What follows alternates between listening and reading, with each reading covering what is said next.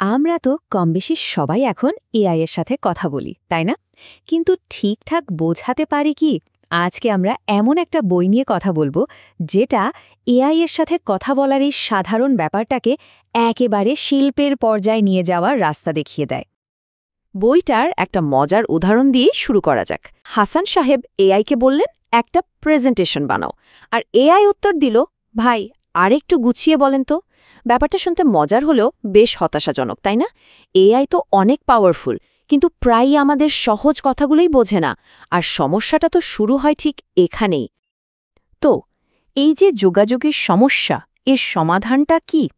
সমাধানটাই হলো prompt engineering, মানে এআইকে ঠিকঠাক নির্দেশ দেওয়ার যে কৌশল সেটাই। আর ইয়াকিন করুন, এটা এখন একটা ভীষণ জরুরি দক্ষতা। এনামুল হকের নতুন বইয়ের হাত ধরে চলুন এআইকে নিয়ন্ত্রণ করার কৌশল জেনে নিই। কৃত্রিম বুদ্ধিমত্তা বা এআই কি সবসময় আমাদের কথা শুনে? প্রায় তো শুনে না, তাই না? ঠিকমতো নির্দেশ না দিলেই এআই ভুলভাল তথ্য দেয়। এটাকে বলে হ্যালুসিনেশন। দেখুন, একটা সাধারণ প্রশ্ন আর একটা গুছিয়ে করা নির্দেশের ফলাফলে আকাশ পাতাল তফাত। আর এই সমস্যার সমাধানটাই হলো প্রম্পট ইঞ্জিনিয়ারিং। এটাই আসল চাবিকাঠি। আর ঠিক এখানেই আসছে এনামুল হকের লেখা প্রম্পট ইঞ্জিনিয়ারিং বইটি। মানে এআইকে ঠিকঠাক নির্দেশনা দিয়ে সেরা কাজটা আদায় করে নেওয়ার কৌশল। শিক্ষার্থী, ডেভেলপার, মার্কেটার থেকে শুরু করে যে কোনো পেশার মানুষই এর থেকে উপকৃত হবেন। আচ্ছা, চলুন বইটার ভেতরে একটু ঢুঁ মারা যাক।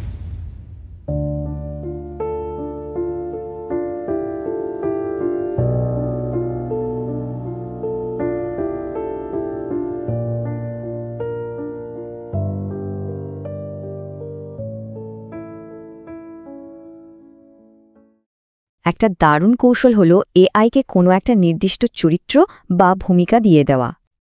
ভাবুন তো, একজন জুনিয়র ডেভেলপার আর সিনিয়র আর্কিটেক্টের উত্তরে কতটা তফাৎ হতে পারে। বইটাতে হারুন চাচার মতো সহজ উপমা দিয়ে কঠিন সব বিষয়কে বোঝানো হয়েছে। এটাই সেলফ কনসিস্টেন্সি কৌশলের মূল কথা, অনেকগুলো উত্তরের মধ্যে সেরাটা খুঁজে বের করা।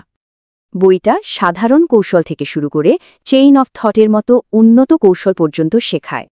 কিন্তু শুধু থিওরি জানলেই তো হবে না, তাই না? চলুন এর বাস্তব প্রয়োগ দেখি। যেমন ধরুন রফিকের গল্পটা, তিনি নিউজ সাইটের জন্য ভালো হেডলাইন খুঁজে পাচ্ছিলেন না।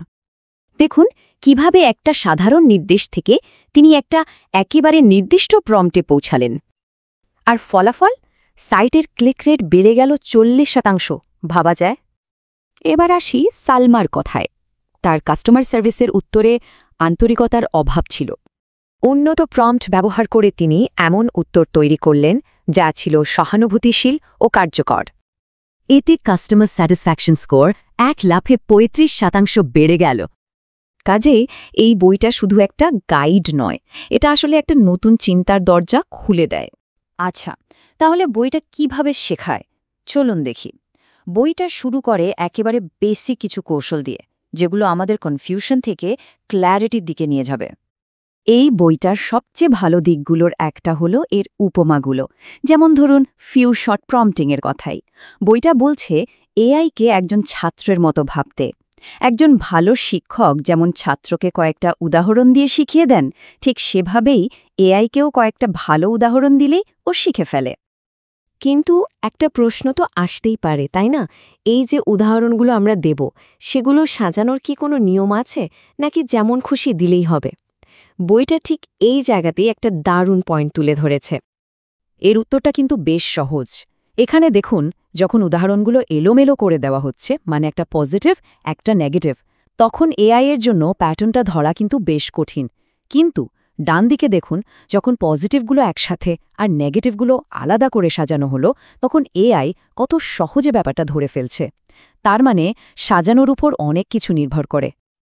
আচ্ছা, সহজ সমস্যা তো নয় হলো, কিন্তু সমস্যাটা যদি একটু জটিল হয়, ধরুন কোনো ধাঁধা বা লজিক্যাল প্রবলেম, সেক্ষেত্রে বইটা আমাদের শেখাচ্ছে চেইন অফ থট মেথড, মানে ধাপে ধাপে চিন্তা করার অসাধারণ একটা কৌশল। এই ক্লাসিক ধাঁধার উদাহরণটা দেখুন।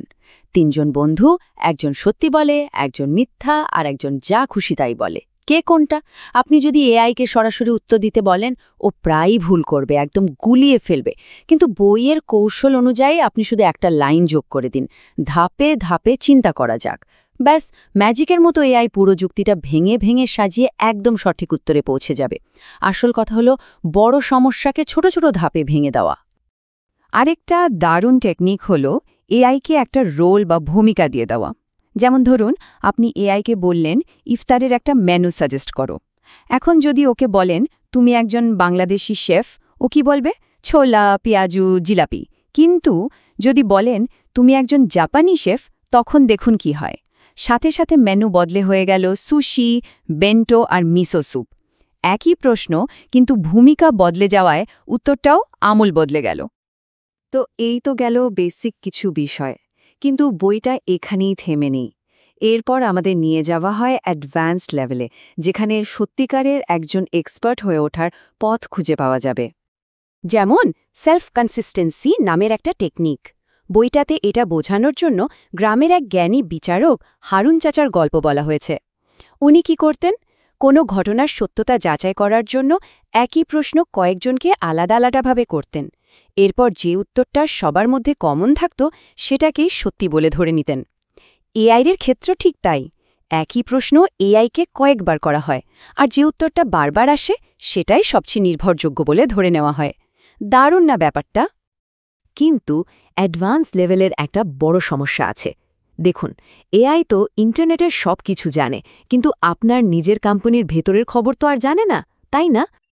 আর ঠিক এই সমস্যার সমাধানটাই হল আরএজি বা রিট্রিভাল অগমেন্টেড জেনারেশন। পার্থক্যটা দেখুন, আপনি এআইকে জিজ্ঞেস করলেন আমি ম্যাটারনিটি লিভ কতদিন পাব।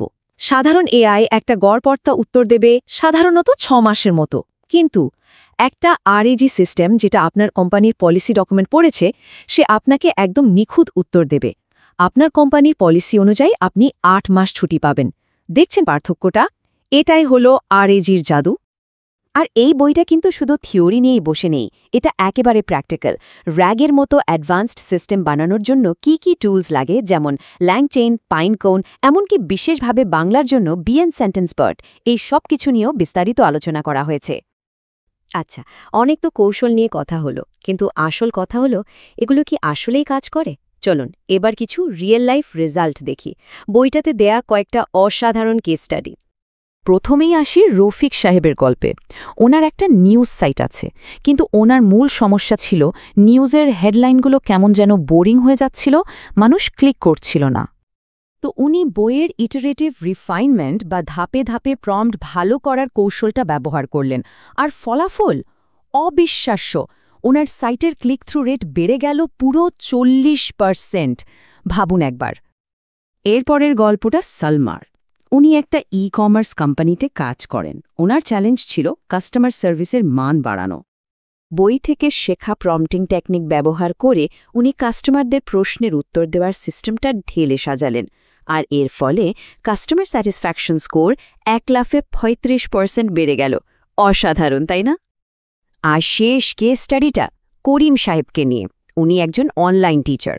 ওনার সমস্যা ছিল কিছু জটিল বিষয় উনি ছাত্রদের ঠিকমতো সহজ করে বোঝাতে পারছিলেন না।